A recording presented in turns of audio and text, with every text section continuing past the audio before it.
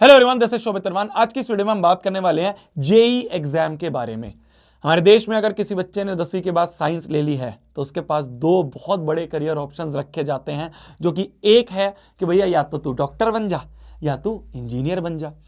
Doctor वाली video, all about NEET video, मैंने already mission Jeet channel पे कवर कर दी है। अगर किसी बच्चे का मन है कि भैया मेरे को नीट एग्जाम देना है तो वो वीडियो देख सकता है। अगर किसी बच्चे का मन है कि भैया मेरे को तो ना 10वीं 11वीं में ना आईआईटी जाने की तैयारी करनी है, मेरे को तो भैया एनआईटी ट्रिपल आईटीज ऐसे बड़े इंजीनियरिंग कॉलेज में एडमिशन लेना है 11वीं 12वीं के बाद, तो ये वीडियो उन बच्चों के लिए है।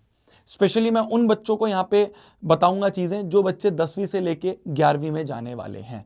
बिल्कुल बेसिक वीडियो होने वाली है। क्या होता है, बच्चों को यार इन्फॉर्मेशन ही नहीं होती है।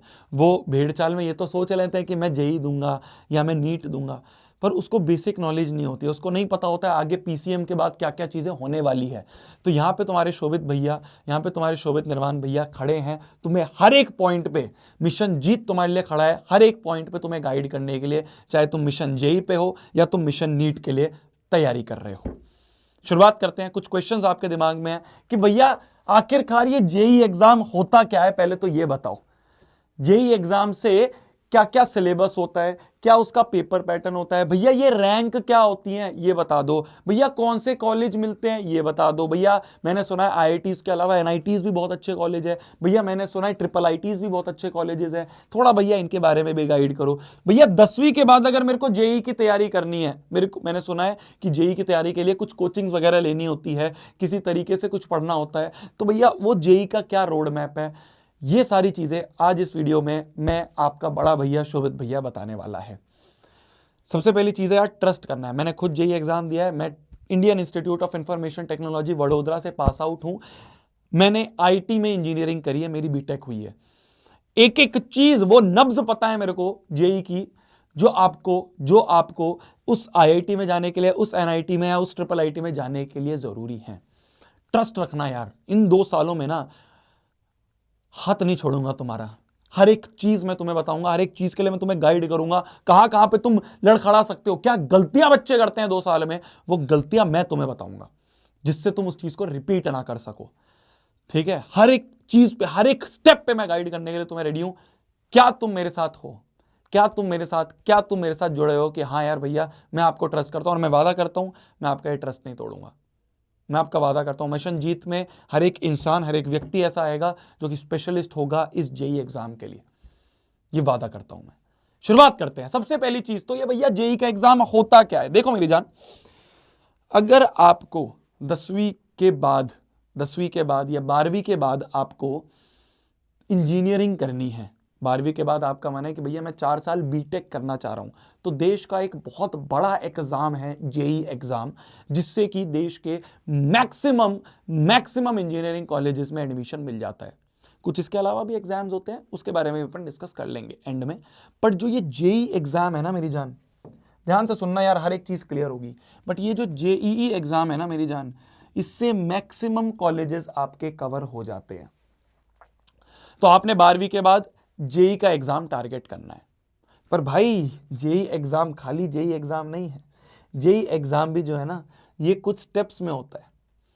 12वीं के बाद आप सबसे पहले जो एग्जाम दोगे उसका नाम होता है जेईई मेंस एग्जाम। जेई की फुल फॉर्म है जॉइंट एंट्रेंस एग्जामिनेशन। ठीक है, सबसे पहला एग्जाम जो आप दे रहे होगे वो होता है जेईई मेंस एग्जामिनेशन। अब इस एग्जाम को लास्ट ईयर करीब 15 लाख बच्चों ने दिया था। कितने? करीब 15 लाख बच्चों ने एग्जाम दिया था। इन 15 लाख बच्चों ने एग्जाम दिया। 300 नंबर का एग्जाम होता है। ठीक है, वैसे तो इसके 2 अटेम्प्ट मिलते हैं, वो सारी चीजें अपन डिस्कस करेंगे, पर मैं अभी बिल्कुल रफ रोड मैप तुम्हें बता रहा हूं। तो 12वीं के बाद तुमने जेई मेंस का पहला एग्जाम दिया। जेई मेंस का एग्जाम में करीब 15 लाख बच्चे बैठे थे पिछले साल। इन 15 लाख बच्चों ने 300 नंबर का एग्जाम दिया। जिस बच्चे के सबसे ज्यादा नंबर आए उसको भैया रैंक 1 मिल गई, उससे कम वाले को 2 मिल गई, उससे कम वाले को 3 मिल गई, and so on and so on and so on. Around 15 lakh तक रैंक आ गई। अराउंड 15 लाख तक रैंक आ गई। ठीक है, इन 15 लाख बच्चों में से जो टॉप के 240 250 करीब 2.5 लाख बच्चे जो होते हैं, जो टॉप के अप्रोक्सीमेटली 2.4 लाख बच्चे जो होते हैं, ये क्वालिफाई कर जाते हैं। क्या हो जाते हैं? ये क्वालिफाई कर जाते हैं, क्वालिफाई करते थे, इन्हें कहते हैं ये जेई मेंस क्वालिफाइड है। करीब 2-2.5 लाख बच्चे जेई मेंस क्वालिफाइड होते हैं, और ये 2-2.5 लाख बच्चे आगे आगे अपीयर कर सकते हैं जेईई एडवांस एग्जाम में। जेईई एडवांस वाले एग्जाम में ये 2-2.5 लाख बच्चे अपीयर कर सकते हैं। अब ध्यान से सुनना, जब वो जेई एडवांस का एग्जाम लिखेंगे तो जेई एडवांस का एग्जाम के बाद, जेई एडवांस के एग्जाम के बाद वापस से रैंक निकलती हैं, वापस से रैंक निकलती हैं। सबसे ज्यादा नंबर वाले की 1, फिर 2, फिर 3, फिर 4 से लेके 2.5 लाख तक रैंक निकल जाती है। अब भैया कॉलेजेस कैसे मिलते हैं? अगर किसी बच्चे को आईआईटी में जाना है, ध्यान से सुनना, आईआईटी में जाना है, तो आईआईटी में जाने के लिए आपको जेई एडवांस में टॉप की 15 से 17 हजार तक रैंक लानी पड़ेगी। इतनी सीट्स है आईआईटी में, इतनी ही सीट्स हैं आईआईटी में। ठीक है, अभी मैं कैटेगरीज में नहीं जा रहा कि जनरल और ये सब, मैं बिल्कुल बेसिक ओवरव्यू दे रहा हूं।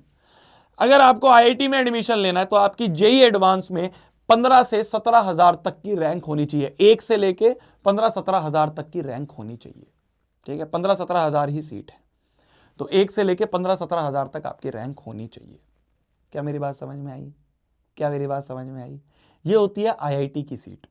ठीक है, अगर आपको एनआईटीज में एडमिशन चाहिए या ट्रिपल आईटीज में एडमिशन चाहिए, तो वो ट्रिपल आईटीज एनआईटीज जो हैं वो इन 1-1.25 लाख बच्चों को मिलती है। 2.5 लाख बच्चे तो क्वालिफाई करते हैं, पर अगर आपको एनआईटीज या फिर ट्रिपल आईटीज या फिर कुछ गवर्नमेंट और कॉलेजेस होते हैं इंजीनियरिंग, वहां तक रैंक चाहिए, तो आपको अप्रोक्सीमेटली 1.25 से 1.5 लाख सीट है एनआईटीज और ट्रिपल आईटीज में। एनआईटीज और ट्रिपल आईटीज में एडमिशन के लिए आपको जेई मेंस में रैंक लानी पड़ती है। ठीक है, अब बहुत सारी कंफ्यूजन होंगी तुम्हारी कि भैया एक बात बताओ, मान लो मेरा यहां पे अच्छी रैंक नहीं आई, पर मेरी यहां पे अच्छी रैंक आई है, तो क्या मेरे को एनआईटी मिल जाएगा? हाँ, मिल जाएगा। भैया ऐसा तो नहीं होगा कि मैं यहां पे बैठ गया और मेरी इसमें रैंक नहीं आई तो मेरी ये वाली रैंक भी मर जाएगी? नहीं, ये रैंक आपके पास रहती है। जेई मेंस की रैंक अलग रैंक है, जिससे आपको एनआईटीज और ट्रिपल आईटीज और बाकी कॉलेजेस में एडमिशन मिलता है। जेई एडवांस की एक अलग यूनिक रैंक है, जिससे कि आपको आईआईटी में एडमिशन मिल सकता है। क्लियर है मेरी बात? क्लियर है मेरी बात? समझ में आ रही है मेरी बात? समझ में आ रही है मेरी बात? तो ये होता है बेसिक स्ट्रक्चर। ठीक है भैया, एक बात बताओ भैया, अगर यहां पे भी अच्छी रैंक नहीं आई, तो फिर काफ़ी ऐसे कॉलेजेस हैं जो कि जेई मेंस की रैंक को कंसीडर करते हैं और आपको अच्छी ब्रांच में एडमिशन देते हैं। प्राइवेट कॉलेजेस भी हैं, कुछ गवर्नमेंट कॉलेजेस भी हैं। अभी हमें इतना डीप में नहीं जाना है। अगर मैं आपको बिल्कुल मोटा मोटा बताऊं तो आपको क्या टारगेट करना है? अगर आप अभी 10वीं में हो, तो आपको क्या टारगेट करना है? आपको यह टारगेट करना है कि भैया जेई मेंस के एग्जाम में आपकी इतनी बढ़िया रैंक होनी चाहिए कि आपकी एटलीस्ट एक टॉप की एनआईटी सिक्योर हो जाए।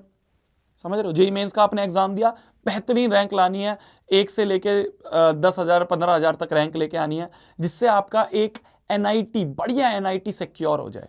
ठीक है, फिर आप जेई एडवांस का एग्जाम दोगे और जेई एडवांस में भी आपको एक बेहतरीन रैंक लेके आनी है। जेई एडवांस में भी आपको एक बेहतरीन रैंक लेके आनी है। मान लो 1% जेई एडवांस में ना हो पाया किसी कारणवश, तो एनआईटी की तो टॉप सीट आपके पास बची रहेगी ना।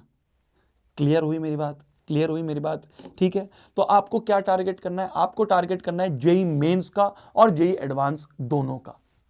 जेई मेंस का एग्जाम जो होता है आपका मेरी जान, वो होता है एक अटेम्प्ट होता है जनवरी में और एक अटेम्प्ट होता है आपका अप्रैल में। एक अटेम्प्ट होता है आपका अप्रैल में। दोनों, आप कोई एक अटेम्प्ट भी दे सकते हो, दोनों अटेम्प्ट भी दे सकते हो। जो बेस्ट स्कोर होता है वो कंसीडर करा जाता है। 2 अटेम्प्ट मिलते हैं। जेई में एडवांस का सिर्फ एक ही अटेम्प्ट मिलता है। जेई एडवांस का सिर्फ एक ही अटेम्प्ट मिलता है। ये आपका जून में एग्जाम होता है। ठीक है, क्लियर है? तो ये आ गई बहुत आगे की बात।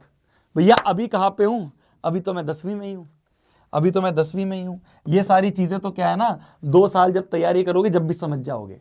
अब भी इस पॉइंट पे अगर कोई एक बच्चा है जो कि 10th पास करने वाला है, अगर तुम 10th पास करने वाले हो, अगर कोई एक बच्चा है जो कि 10th पास करने वाला है और 10th पास करने के बाद वो बच्चा सोच रहा है कि भैया मेरे को तो आईआईटी में एडमिशन चाहिए, तो इस समय पे सबसे पहला स्टेप आपका क्या होगा? आपका सबसे पहला स्टेप जो है वो है स्ट्रीम सिलेक्शन। वो है स्ट्रीम सिलेक्शन। आपको वो सारे सब्जेक्ट्स लेने हैं जिससे आप एलिजिबल होगे जेई के एग्जाम में बैठने के लिए। वो कौन कौन से सब्जेक्ट है? वो सब्जेक्ट है मेरी जान, फिजिक्स, केमिस्ट्री, मैथ्स, ठीक है, एक सब्जेक्ट आपका इंग्लिश हो गया और आपका एक फिफ्थ सब्जेक्ट हो गया जो कि मैक्सिमम जगह सीएस या फिर कंप्यूटर साइंस या फिर फिजिकल एजुकेशन में से एक होता है, मैक्सिमम जगह सीबीएसई स्कूल्स में होता है। तो फिजिक्स, केमिस्ट्री, मैथ्स, इंग्लिश और एक ऑप्शनल सब्जेक्ट आपको लेना पड़ता है। मेन अगर मैं बात करूं तो मेन 3 सब्जेक्ट जो कि आपके जेई के एग्जाम में पूछे जाएंगे वो है फिजिक्स, केमिस्ट्री और मैथमेटिक्स। ये 3 सब्जेक्ट हैं जो कि आपके जेई के एग्जाम में पूछे जाते हैं। ये 3 सब्जेक्ट हैं। अब इनका थोड़ा सा मैं आपको ना ओवरव्यू देना चाहता हूं। क्या होता है ना, बच्चे ये एज्यूम कर लेते हैं कि जैसी 10th की मैथ्स है वैसी 11th की मैथ्स होगी। बच्चे एज्यूम कर लेते हैं जैसे फिजिक्स हमने 10th में पढ़ी थी ना वैसी 11th 12th की होगी। ऐसा नहीं है। मैं थोड़ा सा आपको ग्लिम्प्स देना चाहता हूं, थोड़ा सा आपको फ्यूचर आगे के 3-4 महीने बाद जब आप 11th में बैठे होगे उसका ग्लिम्प्स देना चाहता हूं। फिजिक्स जो है ना मेरी जान, फिजिक्स बहुत डिफरेंट होने वाली है। फिजिक्स में बहुत सारी मैथमेटिक्स यूज होने वाली है। फिजिक्स में बिल्कुल अलग टाइप के क्वेश्चंस आपको दिखेंगे। मजा आएगा पढ़ने में, मजा आएगा पढ़ने में। मिशन जीत में जो आपके लिए हम टीचर से बात कर रहे हैं वो टीचर इतने प्यारे टीचर हैं आपको जो फिजिक्स पढ़ाएंगे, आपको मजा आएगा पढ़ने में। फिजिक्स एक इंटरेस्टिंग सब्जेक्ट होने वाला है। क्या होगा कि भैया गाड़ी किस स्पीड से चल रही है वो पता, वो हमें निकालना है ना। किस स्पीड से आपके सामने रेन आ रही है वो आपको निकालना है ना। एक बॉल ऊपर फेंकी, बॉल ऊपर फेंकने में कितना टाइम, नीचे आने में कितना टाइम, ये हमें निकालना है ना। बहुत मजा आने वाला है। एक ऐसे मान लो ये है और इसके ऊपर से एक बॉडी रोल होती हुई आ रही है इधर को, ये किस स्पीड से आ रही होगी, क्या एंगल होगा, बहुत मजा आएगा, बहुत मजा आएगा। वाटर के बारे में पढ़ेंगे, सरफेस टेंशन के बारे में पढ़ेंगे, है ना। फिर उसके बाद आप थर्मोडायनेमिक्स के बारे में पढ़ोगे। बहुत बहुत वास्ट फिजिक्स है। आपने क्लास 10th में मिरर पढ़ा है ना, मिरर को हम और अच्छे डीप में पढ़ेंगे। इलेक्ट्रिसिटी पढ़ा है, इलेक्ट्रिसिटी को बहुत डीप में पढ़ रहे होंगे, है ना। जनरेटर के बारे में पढ़ रहे होंगे, बैटरी के बारे में पढ़ रहे होंगे। ये होती है फिजिक्स, ये होती है फिजिक्स जो कि आप 11वीं 12वीं में पढ़ रहे होंगे। अगर मैं बात करूं केमिस्ट्री, तो केमिस्ट्री मेरी जान जो है 3 भाग में डिवाइड हो जाती है। एक पार्ट होता है ऑर्गेनिक केमिस्ट्री, एक पार्ट होता है इनऑर्गेनिक केमिस्ट्री और एक पार्ट होता है फिजिकल केमिस्ट्री। ऑर्गेनिक केमिस्ट्री क्या होती है? ऑर्गेनिक केमिस्ट्री होती है आपकी reactions, chemical reaction and equation, पहला चैप्टर क्लास 10th में पढ़ा था, उसी को आपको बहुत डीप में पढ़ना है पूरी ऑर्गेनिक में 2 साल। बहुत सारी रिएक्शंस, बहुत सारी केमिकल रिएक्शंस आप पढ़ोगे।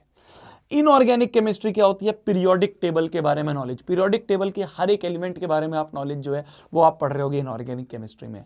फिजिकल केमिस्ट्री क्या होती है? फिजिकल केमिस्ट्री होती है आपका मोल कॉन्सेप्ट पढ़ा है आपने क्लास 9th में, वो मोल कॉन्सेप्ट आप फिजिकल केमिस्ट्री में पढ़ रहे होगे। तो केमिस्ट्री को 3 पार्ट में डिवाइड कर दिया जाता है और तीनों ही पार्ट्स को आप बहुत डेप्थ में पढ़ रहे होते हैं 11वीं 12वीं में। फिर अगर मैं बात करूं मैथमेटिक्स की, आप सभी का प्यारा मैथमेटिक्स, तो मैथमेटिक्स तो जान है, मैथमेटिक्स तो जान है जेई वालों की। इसमें आप हर एक चीज को जो आपने क्लास 10th में पढ़ा है उसको बहुत एडवांस लेवल में पढ़ रहे होगे। क्वाड्रेटिक इक्वेशन पढ़ी है, एडवांस लेवल में पढ़ेंगे, ठीक है। रूट पढ़ा है, एडवांस लेवल में पढ़ेंगे, है ना। आपने एपी पढ़ा है, एपी के आगे जीपी पढ़ोगे, एचपी पढ़ोगे, एडवांस लेवल की एपी पढ़ोगे, है ना। स्टैटिस्टिक्स एडवांस लेवल की पढ़ोगे। फिर उसके बाद आप 12th में जब जाओगे तो आप कोनिक सेक्शन, पैराबोला पढ़ा हुआ है, पैराबोला, हाइपरबोला, इलिप्स, इसके बारे में पढ़ोगे। ज्योमेट्री पढ़ोगे, ज्योमेट्री भी 3D ज्योमेट्री पढ़ रहे होगे। भाई अभी तक तो हमने ज्योमेट्री जो पढ़ी है वो क्या पढ़ी है? 2D ज्योमेट्री पढ़ी है। अब हम एक्स एक्सिस भी पढ़ेंगे, वाई एक्सिस भी पढ़ेंगे, जेड एक्सिस भी पढ़ेंगे, 3 एक्सिस पढ़ने वाले हैं, हाँ। तो ये सारी चीजें जो है ये हमारी मैथमेटिक्स में आने वाली है। मैथमेटिक्स एक बहुत कोर सब्जेक्ट रहता है, थोड़ा सा मुश्किल पड़ता है, मैं बिल्कुल मानता हूं। 11th की मैथमेटिक्स थोड़ी सी टफ पड़ती है। मिशन जीत जब तक तुम्हारे साथ है तुम्हारे लिए कुछ टफ नहीं होगा। हर एक चीज इन डेप्थ तुम्हें बेस्ट तरीके से पढ़ाई जाएगी। बेस्ट से बेस्ट टीचर आपको पढ़ाएंगे, बेस्ट से बेस्ट टीचर पढ़ाएंगे। वो टीचर पढ़ाएंगे जो कि स्पेशलिस्ट हैं बच्चों को आईआईटी में भेजने के लिए, ये मैं वादा करता हूं तुम्हें। तो ये तीन सब्जेक्ट जो हैं, फिजिक्स, केमिस्ट्री और मैथ्स, ये तीन सब्जेक्ट्स आपके मेन सब्जेक्ट्स माने जाते हैं फॉर जेई एग्जाम। क्या मेरी बात क्लियर हुई? क्या मेरी बात क्लियर हुई? अब भैया एक बात बताओ, ये जो तीन सब्जेक्ट है ना हमारे, कौन से तीन सब्जेक्ट? फिजिक्स, केमिस्ट्री, मैथ्स, इन तीनों ही सब्जेक्ट्स को आपको 11वीं प्लस 12वीं दोनों में पढ़ना है, क्योंकि जो जेई में आने वाला है, वो दोनों साल का मिला के आने वाला है। जो जेई एग्जाम का सिलेबस है वो इन दोनों ही साल का मिला के आने वाला है, ठीक है। जो जेई मेंस होता है मेरी जान, उसका थोड़ा सा लेवल डाउन होता है, देखो बोर्ड से तो ऊपर ही होता है, बोर्ड्स के लेवल का कुछ नहीं है, बोर्ड्स का लेवल तो सबसे डाउन लेवल है। अगर मैं एडवांस के लेवल से कंपेयर करूं, है ना, तो मैं इसलिए यहां पे कंपैरिजन लगा रहा हूं कि एडवांस के लेवल से अगर कंपेयर करूं तो मेंस का लेवल डाउन होता है, बट फिर भी एक अच्छा लेवल होता है जेई मेंस का, ठीक है। 2 साल 11वीं 12वीं आपको पढ़नी पड़ेगा जेई मेंस और एडवांस दोनों के लिए। क्या मेरी बात समझ में आ रही है? ये 2 साल इंटेंसिव पढ़ाई होती है। अगर आप खाली बोर्ड्स के लेवल का सोच रहे हो, मैं बिल्कुल ऑनेस्ट आपको बोलूंगा, मैं बिल्कुल ऐसा नहीं है कि मैं आपको यहाँ पे शुगर कोट करने आया हूँ। मिशन जीत का मोटिव वो है ही नहीं। मिशन जीत का मोटिव ये नहीं है कि आपको क्या कहते हैं उसे, मीठी गोली दे दी और क्लास में हल्का हल्का पढ़ा दिया। आप देखोगे भेड़ चाल है, पूरी भेड़ चाल है। आप देखोगे आपके आसपास वाले भेड़ चाल में बच्चे भाग रहे होंगे। मिशन जीत वो नहीं है। मिशन जीत में आपको जो है, चाहे मुश्किल है चाहे आसान है, जैसा है वैसा बताया जाएगा। जेई मेंस का लेवल टफ होता है। अगर आप खाली बोर्ड की तैयारी कर रहे हो और आप सोच रहे हो बोर्ड की तैयारी से जेई मेंस का हो जाएगा, नहीं होता है। जेई मेंस के लिए भी आपको एक अच्छे से, एक बढ़िया बेहतरीन टीचर से पढ़ना पड़ेगा, और उसी टीचर से फिर आपको एडवांस लेवल का भी पढ़ना पड़ेगा। एडवांस लेवल के लिए कुछ ऐसा नहीं, कुछ अलग से पढ़ना होता है, बस हाँ थोड़े से और टफर साइड वाले क्वेश्चंस आपको करने होते हैं। ये सारी चीज का काम होता है कोचिंग वालों का, ठीक है, जिसमें मैक्सिमम कोचिंग सब बदनाम है, जो कि तुम्हें पता ही है। समझ में आ रही है मेरी बात? उनका काम होता है सिलेबस कंप्लीट करा, रेटिंग बढ़ गई टीचर की, रेटिंग बढ़ गई, उसको टॉप का बैच मिल गया, ये सारे काम होते हैं। उनको फर्क नहीं पड़ता तुमसे। साफ बोल रहा हूं, क्लियर बोल रहा हूं, पहले भी बोल रखा है, अब भी बोल रहा हूं, भेड़ चाल में मत जाना। मैं ये नहीं कह रहा हूं तुम मिशन जीत में आओ, ठीक है, कोई बात नहीं, मिशन जीत के अलावा तुम्हें कोई और अच्छा लग रहा है उसमें आओ, भेड़ चाल में मत जाना, दिमाग लगा के जाना। और अगर तुम मिशन जीत में आ रहे हो, मिशन जीत पे तुम एनरोल करोगे, तो ये मैं वादा करता हूं, ये शोभित निर्वाण का वादा है, हर एक पॉइंट पे तुम्हारा साथ के लिए खड़ा हूं, हर एक पॉइंट पे तुम्हारे साथ में खड़ा हूं, हर एक चीज में, चाहे कुछ भी होगा। खाली आपका सिलेबस नहीं, सिलेबस तो बेस्ट से बेस्ट कंप्लीट होगा, इसके अलावा जो गाइडेंस चाहिए होता है ना, बच्चे यार 11वीं में डिमोटिवेट हो जाते हैं जब वो देखते हैं ना इतना बड़ा सिलेबस है यार, मैथ्स में इतना सब चीज पढ़ाई जा रही है, फिजिक्स में, केमिस्ट्री में इतनी सारी रिएक्शन है, बच्चे डिमोटिवेट हो जाते हैं। उनको पता ही नहीं होता है बेचारों को 10वीं से 11वीं का गैप जो है ना, बहुत बड़ा जंप है यार, बहुत बड़ा जंप है। ये जंप हर एक बच्चा नहीं सहन कर पाता है। मैं नहीं सहन कर पाया था, तो लोग कहते तो हैं नाम से कि नाम के लिए बस सिलेबस कंप्लीट कर दिया, नाम के लिए सिलेबस का, सिलेबस कंप्लीट तेरा हो गया ना, बच्चे का कोई हुआ है? बच्चे के तो बैकलॉग पे बैकलॉग बने जा रहे हैं।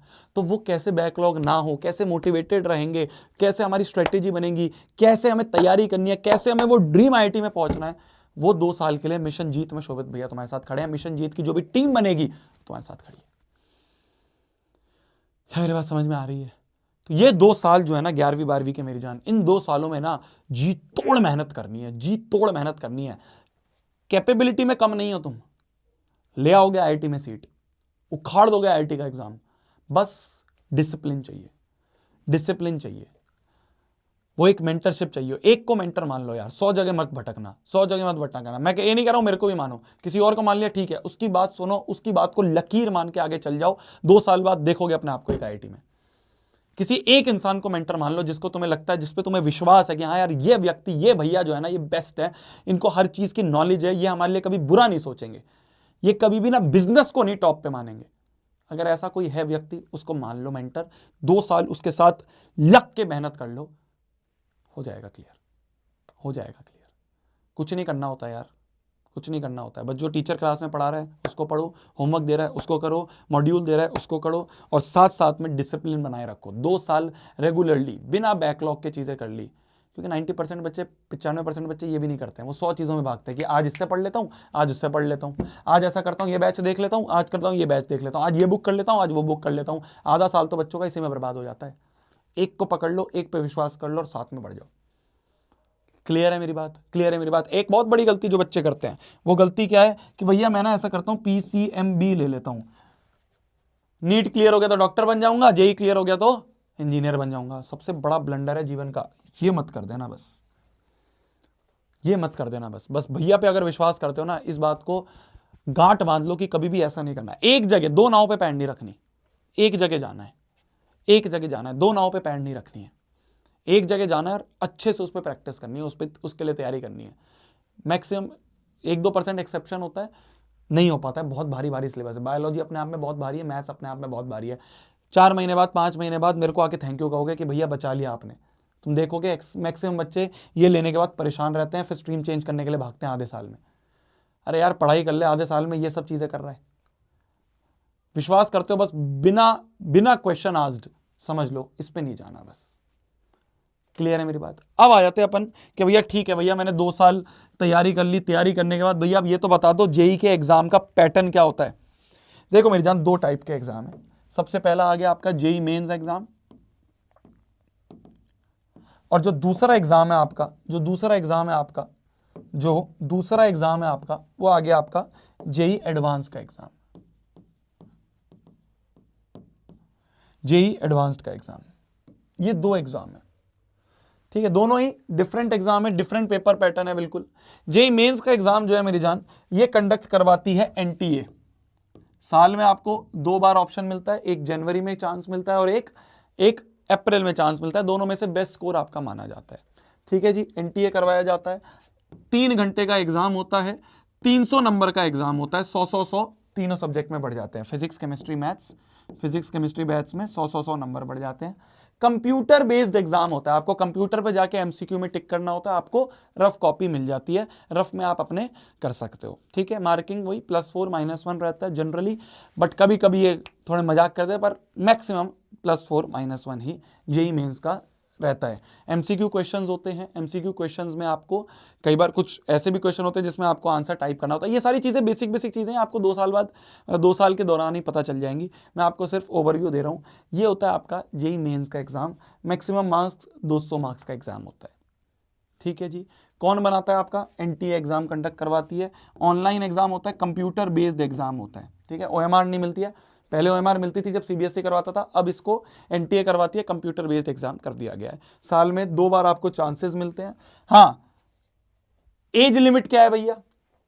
12वीं के बाद आप कॉन्जिक्यूटिव 3 बार जेई मेंस का एग्जाम दे सकते हो, 3 साल तक जेई मेंस में अटेम्प्ट कर सकते हो। क्या बोला मैंने? आफ्टर 12th, मान लो आपने 12th पास करी 2028 में, तो 2028 में आप एग्जाम अटेम्प्ट कर सकते हो जेई मेंस का, 2029 का भी एग्जाम अटेम्प्ट कर सकते हो, 2030 का भी एग्जाम आप अटेम्प्ट कर सकते हो। हर साल 2-2 अटेम्प्ट आपको मैक्सिमम मिलेंगे। 3 बार आपको चांसेस मिलते हैं। नीट में तो क्या है, जीवन भर दे दो, यहां पे आपको कॉन्जिक्यूटिव 3 साल मिलते हैं, ठीक है जी। अब अगर मैं बात करूं आपके जेई एडवांस्ड एग्जाम की, तो जेई एडवांस का जो एग्जाम है ये कौन बनाता है? ये आपकी ओल्ड आईआईटीज बनाती हैं। ये एग्जाम ये आईआईटी बनाती हैं, कुछ 7 ओल्ड आईआईटीज हैं, वो आईआईटी इस एग्जाम को, इस पेपर को बनाती हैं, ठीक है। 2 एग्जाम होते हैं सेम डे में, सेम डे पे 2 शिफ्ट में एग्जाम होता है। एक मॉर्निंग शिफ्ट में एग्जाम होता है, एक आपका आफ्टरनून में एग्जाम होता है, इवनिंग शिफ्ट का एग्जाम कहते हैं। 2 एग्जाम होते हैं, दोनों 3-3 घंटे के एग्जाम होते हैं, 3 घंटे के, दोनों 3-3 घंटे के एग्जाम होते हैं। दोनों में पीसीएम होता है। ऐसा नहीं है कि भैया क्या आप पहले में फिजिक्स दूसरे में, ऐसा कुछ नहीं है, बिल्कुल सिमिलर तरह के 2 एग्जाम है, दोनों ही पीसीएम होता है, दोनों में ही फिजिक्स केमिस्ट्री मैथ्स होती है, बिल्कुल सिमिलर तरह का एग्जाम होता है।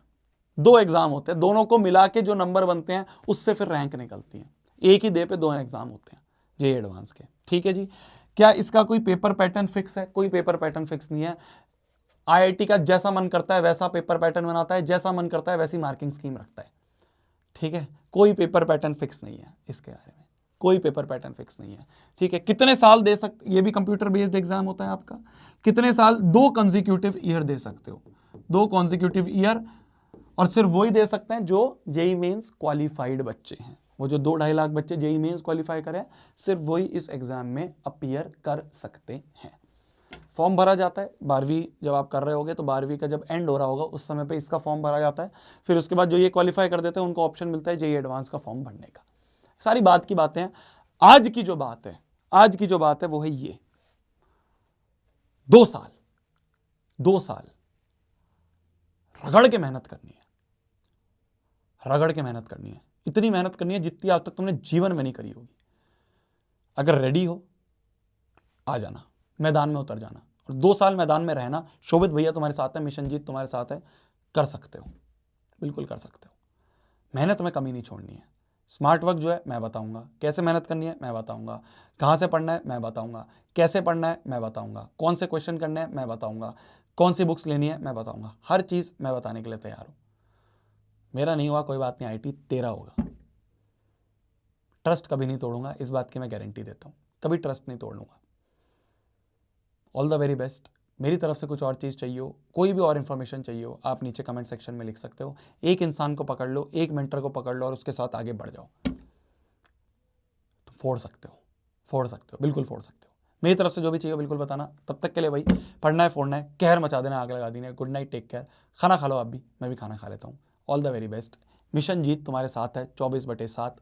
शोभित भैया तुम्हारे साथ हैं 24/7। हर स्टेप पे, हर चीज़ में जो चाहिए हो कमेंट सेक्शन में बताओ, आपके लिए होगा। जी जान लगा दूंगा, पूरी मेहनत लगा दूंगा, दिन रात एक कर दूंगा, पर तेरे को उस सीट तक पहुंचा के रहूंगा आईआईटी की।